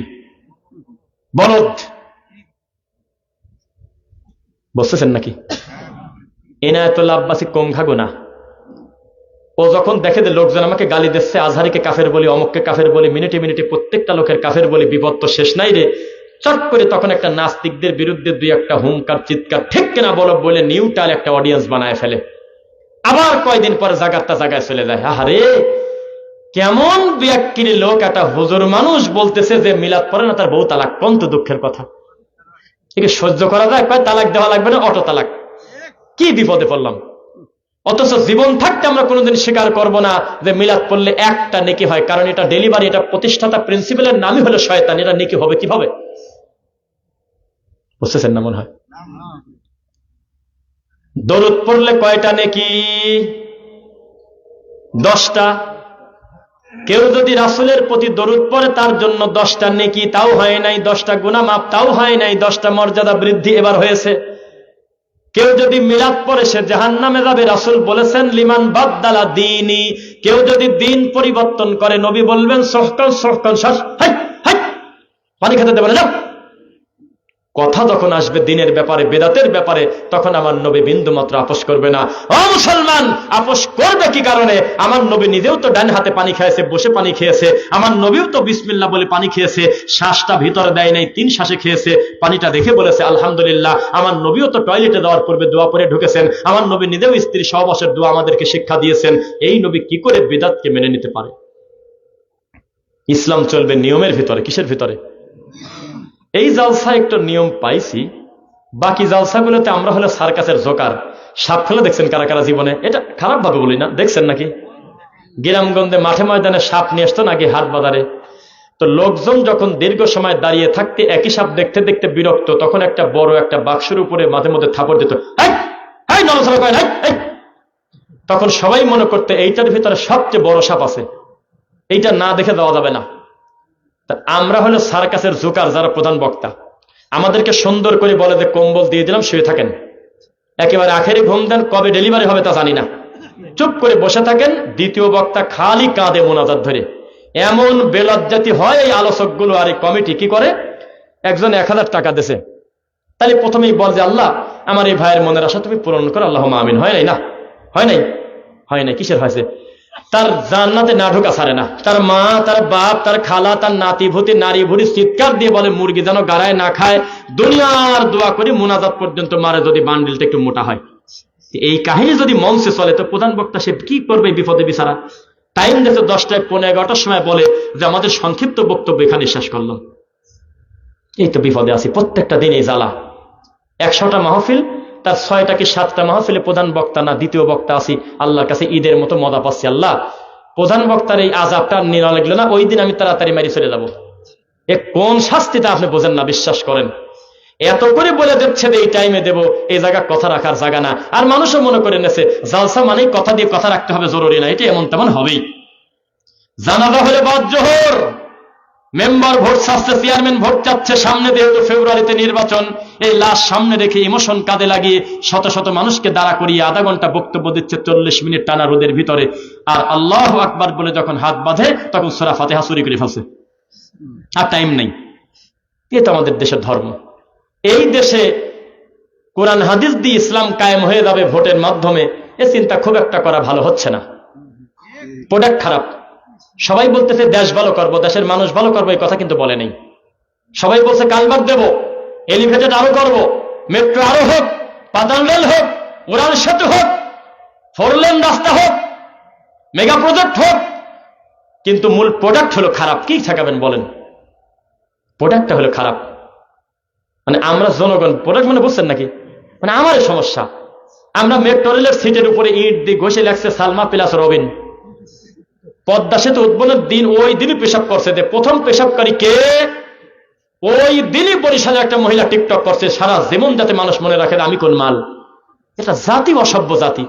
এই জাতি আমাকে ফেব্রুয়ারিতে ভোট দেবে আর আমি সংসদে যায় আল্লাহর ইসলাম কায়েম করে ফেলবো, এত সহজ না। বড় দরদ নিয়ে ডক্টর খন্দকার আব্দুল্লাহ জাহাঙ্গীর রাহিমাহুল্লাহ মরার আগে বলে গেছে, আমাদের বাঙালির ধর্মীয় আবেগ আছে, ধর্মীয় জ্ঞান নাই। আমাদের দেশে ধর্মের দাম আলু পটলের থেকেও কম। এদের এইরকম মুরব্বী, ওনাকে বলি নেই, এই ধরনের মুরব্বী এক কাপ চা খেয়ে 200 টাকার বিনিময়ে মুহূর্তের মধ্যে আরেকজনকে উল্টে ভোট দিয়ে দিবি, দিতে পারে। এটা বাংলাদেশ। হক বাতিলের লড়াই হয় হলো সিলের মাধ্যমে, অথচ হক বাতিলের লড়াই এভাবে হয় না, এবং মাপকাঠি করা যায় না। এ জাতি এরকমই। এই বছর আমাকে আনছে, আগামী বছর আমাকে আনবে না, এটাই হলো বাস্তবতা। আমার আরেক ভাইকে নিয়ে আসবে, এটাই হলো নিয়ম। একই জায়গায় একই বক্তা যদি 2 বার 3 বার আসে, এটা বিশাল বড় ব্যাপার। এই দেশের মানুষই পরিবর্তন। আজকে এই ভাইকে, কালকে আরেকজনকে ভোট দেবে, এভাবেই তাদের জীবন চলতে থাকবে, এর কোনো ডিসিশন নাই। মুসলমান, ঢাকা সহ যারা থাকেন তারা একটু জবাব দিয়েন, ঢাকাতে থাকেন কারা কারা? ঢাকা শহরে থাকেন কারা কারা? হ্যাঁ হ্যাঁ, কোথায় থাকেন? একটা জিনিস শুধু আমি জানবো, ঢাকা উত্তরা আব্দুল্লাহপুর, 2 জেলার একেবারে মাঝখানে ব্রিজ আছে, ওই পাশে টঙ্গী, এ পাশে আব্দুল্লাহপুর উত্তরা, দেখছেন? এই ফ্লাইওভারের উপরে একটা 20 থেকে 18 বছরের একটা পাতলা ফিসফিসে ছেলে 2 বেলা গাঁজা খায়, 1 বেলা ভাত খায়, পাতলা একটা খুর হাতে, ছোট একটা খুর। দিনের আলোতে সিসিটিভি ফুটেজ ভাইরাল হয়েছে, এইভাবে চাকু দিয়ে একজনে এইভাবে টান দেয়, তখন ওই লোকটা তাড়াতাড়ি করে মোবাইল টাকা আছে দিয়ে দেয়। একটু পরে আরেকজনকে এভাবে টান দেয়, কারোর কাছে যায় বলে মারলাম মারলাম, তখন উনি নিচ থেকে মোবাইলটা দিয়ে দেয়, ব্যাগটা দিয়ে দেয়। এই দৃশ্য চলতেছে প্রায় 11 মিনিট। ওই রাস্তা দিয়ে হাজার হাজার গাড়ি যাচ্ছে, হাজার হাজার মানুষ যাচ্ছে, পানির বোতল দিয়ে একটা ঢেল দিল না কেউ। এর নাম বাঙালি জাত। রাস্তা একটা মরা কুত্তা পরে মরে থাক, শুকে না দেওয়া পর্যন্ত কেউ হাত দিয়ে ধরবে না। আর খালি বলবে সিটি কর্পোরেশনের লোক নাই, মেম্বার সহি দেয় না। আশ্চর্য একটা জাতি। রাস্তায় কোথাও যদি কোনো একটা গাড্ডা থাকে, খাল থাকে, সে একটা কাপড় দিয়ে বা একটা কাঠি গিরে দেবে, এই অনুভূতি, এই ফিলিংস তার নাই। 5টা মিনিট যদি কোনো গাড়ি সামনে অ্যাক্সিডেন্ট করে বা কোনো কারণে, অথবা গাড়ি সরানো লাগতেছে, পিছনে 10 কিলোমিটার জ্যাম হবে। গোটা জাতি অসভ্য। ঢাকাতে 40 ফুট রাস্তা আছে, মূল ব্যবহার করা যাচ্ছে মাত্র 12 ফুট, বাকি মোট হলে ফুটপাতের দখলে, অটোর দখলে। কিছু বলতে গেলে কয় গরিবের পেটে লাথি দিচ্ছে। অথচ ওই অটোর পিছনে কোনো লাল বাতিও নাই, ও কি বামে যাবে না ডানে যাবে কিছুই বোঝা যায় না। ওটা মন চালে ধাম করে মহাসড়কে ডানে ঘুরিয়ে দিয়েছে, পিছনের বাসটা পোল্টি মেরে মুহূর্তের মধ্যে 10টা মরে দিচ্ছে। আছে কিনা? তার মানে আমাদের দেশে কোনো জবাবদিহিতা নাই। একটা ছেলে রিক্সায় যাচ্ছে, একেবারে কাছ থেকে পিস্তল ঠেকিয়ে তাকে গুলি করে দিয়ে দিচ্ছে। কি কারণে হচ্ছে? এটা একদিনে হয়েছে নাকি? জবাবদিহিতা নাই। কখন জামিন পাবে কে, কখন কে ঢুকে যাবে কোথায় কে, তার কোনো হিসাবই নেই। চলতেছে এভাবে দিন। তাহলে আপনি বলেন, আমরা কি প্রোডাক্টটা ভালো? ভাই, আমরা ভালো শাসক আশা করি, ভালো মানুষ হতে হবে না? ভালো মানুষরা যদি আল্লাহকে মোনাজাত করে বলে, হে আরশের মালিক, তুমি তো জানো আমি শিরক করি না। ও আল্লাহ, তুমি তো জানো আমাদের গ্রামের 100% জেনা মুক্ত। ও আল্লাহ, তুমি তো জানো আমাদের এলাকায় কোনো বাদ্যযন্ত্র হয় না। আল্লাহ, ও আল্লাহ, তুমি তো জানো আমাদের এলাকায় বেনামাজি নাই। আল্লাহ, আমরা সবাই মিলে তোমার কাছে একটা ভালো মানের চেয়ারম্যান চাচ্ছি। আল্লাহ, তুমি কবুল করো। আল্লাহ, কাজ হইতো না ভাই? কাজ হতো না? আরে বিড়ি খাচ্ছে, জালসায় বিড়ি বেচতেছে, এখানে আপনারা আবার নিজের গারপান নিয়েন না। ওই বিড়ির দোকান কোনো কমিটি দেয় নেই। আসতে দেখলাম সিগারেট বিক্রি করতেছে এই প্যান্ডেলের ওই পিছনে। তাই কার কাছে যাবেন? বলে দেন আমাকে। এই লোকটার মাথার ভিতরে চিন্তা এটা আসলো না যে আমি একটা কোরআনের জালসায় যাচ্ছি, মাহফিলে যাচ্ছি। উনি 7-8 রকমের জর্দা বিছায় বিড়ি বেচতেছে। সেই জাতি আমরা। তো এই জাতি মোনাজাত করলে সপ্তম আসমানে যত দূরের কথা, সামিয়ানার উপরেই যায় না, অর্জন করতে পারি নাই। লা তাহিনু ওয়ালা তাহজানু ওয়া আনতুমুল আ'লাউনা ইন কুনতুম মুমিনিন। খালিদ বিন ওয়ালিদ বললেন, সংখ্যা দিয়ে আমি কি করব? এখানে তো সংখ্যার কথা বলা নাই। এখানে আল্লাহ বলেছেন তুমি যদি মুমিন হও, বিজয়ের মাল আমি তোমার দেব, তোমার কোনো চিন্তা নাই, ভয় নাই। কোরআনে আল্লাহ বলতেছেন, হাল ইয়াস্তাবিল আহইয়া ওয়াল আমওয়াত। তাজা মানুষ আর মরা মানুষ যেমন, ইমান আলা মানুষ আর ইমান হারা মানুষ তেমন। আমি খালিদ বিন ওয়ালিদ যুদ্ধে যাব, আমার সামনে কতগুলো খ্রিস্টান আছে, গুনার টাইম আমার নাই, কতগুলো মুসলিম আছে, আমি তাকবীর দিলে আমার রব আমার কথা শুনবে ইনশাআল্লাহ। এই জাতি মুসলমান আপনার বগুড়া আছে কিনা একটু বলেন? আছে? এত সোজা, এত সহজ। মসজিদের ভিতরে জর্দা খায়, কোরআনের রাত কাটি কাটি নিরীহ বাচ্চার গলায় ঝুলে দেয়, তারা টয়লেটে যায়। এই তো তাদের জীবন। মসজিদে আল্লাহর ঘরে তারা লালবাতি দিয়ে দিয়েছে, সুন্নাত পড়বেন না। আচ্ছা, ঢাকাতে একটা নতুন বেদাত শুরু হয়েছে গত কয়েক মাস আগে। আমি কি বলবো এটা? বলে শেষের দিকে ভাই, নতুন নতুন একবারে নতুন। সে কি? কিছু কিছু যুবক ঠিক পেয়ে গেছে যে নবীর একটা হাদিস ছিল, কিন্তু আমাদের এই দেশে খুব একটা আমল করা হতো না। সে কি? বাইনা কুল্লি আযানাইনি সালাহ। অর্থ কি? মাশাআল্লাহ, প্রত্যেক 2 আজানের মাঝখানে নামাজ আছে, মানে ইকামত আজান, আজান ও আজান। আমাদের দেশে মাগরিবের আজানের আগেও অনেকে মসজিদে চলে গেছে ওযু করে, কেউ এসে 2 রাকাত জামাত ফেল করে, আছে কিনা? যারা জামাত আগে চলে গেছে তারা এই টাইমে সুন্দর করে 2 রাকাত সালাত পড়তে পারবে। আমার নবী অনুমতি দিয়েছে, হাদিস সহিহ। 11টা কিতাবে আছে, বাইনা কুল্লি আযানাইনি সালাহ, প্রত্যেক 2 আযানের মাঝে নামাজ আছে। এই নামাজের সন্ধান ইদানিং এর কিছু মানুষ যখন ঠিক পাইছে, বেদাতি হুজুর সহ্য করতে না পেরে মাগরিবের আযানের পরে নামাজ শুরু হওয়ার আগে ফাদাইলে আমল পড়ে ঢাকার কিছু মসজিদে। কত বড় অসভ্য, কত বড় মানুষ বললাম আমি, কত বড় দাজ্জাল। যাতে এই 2 রাকাত সুন্নাত পড়তে না পারে, তখনও মাগরিবের আযানের পরে ফাদাইলে আমল বই পড়তেছে। তাহলে জাতি কার কাছ থেকে দিন শিখবে আমাকে বলেন, আমি শুনি। কোথায় যাবে? রাসূল বলেছেন, ইদা দাখালা আহাদুকুমুল মাসজিদ লা ইয়াজলিস হাত্তা ইউসাল্লা রাকাতাইন। টাইম যখনই হোক না কেন, আমার ঘরে ঢুকলে 2 রাকাত নামাজ পড়ে তোমরা বসো। আল্লাহর কথা। রাসূল বলেছেন এটা মসজিদের হক। আল্লাহ যে তোমাকে তার ঘরে ঢোকার সুযোগ দিয়েছে, তুমি শুকরিয়াতান 2 রাকাত তাহিয়াতুল মসজিদ পড়ে তারপরে বসো, দুখুলুল মসজিদ পড়ে বসো। এই বাঙালি হুজুর বসে বসে যখন খুতবা দেয়, খুতবা হলো 3 নাম্বার খুতবা। কয় নাম্বার খুতবা? নাক ছিল 2টা। আমার ডাক্তার ভাই নুরুল ইসলাম ভাই আছে, অপারেশন করে বিশ্বের বহু মহিলা পুরুষ হতে চাচ্ছে, মিথ্যা নাকি? বহু পুরুষ মহিলা হতে চাচ্ছে, মিথ্যা নাকি? সার্জারি করে চেহারার বিকৃতি করতেছে, আছে নাকি?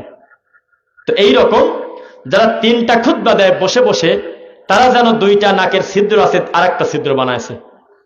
তারা যেন 2টা কান আছে, খুশি না কান আরেকটা বানাতে যাচ্ছে। এই 3 নাম্বার বেদাতি খুতবা যাতে ঠিক থাকে, এই জন্য পিছনে লেখছে লালবাতি জ্বলাকালীন সুন্নাতের নিয়ত করবেন না, বলেন নাউজুবিল্লাহ। আর আমাদের এই দেশে এই ওয়াজ করার পর চলে গেলে আপনারা বলবেন না যে আর কি শুনবো জীবনে, এই দেশের লোকের কবে পরিবর্তন হবে? এই 2025 সাল এখনো 98%টার উপরে হানাফি মসজিদে ফজরের নামাজের ফরজ রানিং ভিতরে চলে, আর বারান্দায় সুন্নাত পড়ে। শেষ। আর ওয়াজ নাই, লজ্জার আর রাখার জায়গা নেই। অথচ নবী বলেছেন, ইদা উকিমাতিস সালাহ ফালা সালাতা ইল্লাল মাকতুবা। একবার যদি ইকামত শুরু হয়, ফরজ ছাড়া পৃথিবীতে আর কোনো নামাজ নাই। রুকু থাকলে রুকু, বা সেজদা থাকলে সেজদাবাদ, একটানে চলে যাও ফরজে। ওর মুখামুখি পৃথিবীতে কোনো ইবাদত নাই। এই অসভ্য হুজুর বলতেছে 1 রাকাত পাবা যদি আশা করা যায়, তাহলে তুমি সুন্নাত চালাও। কি করবে? এই কথা বলেই দেখেন আপনি মার খাবেন।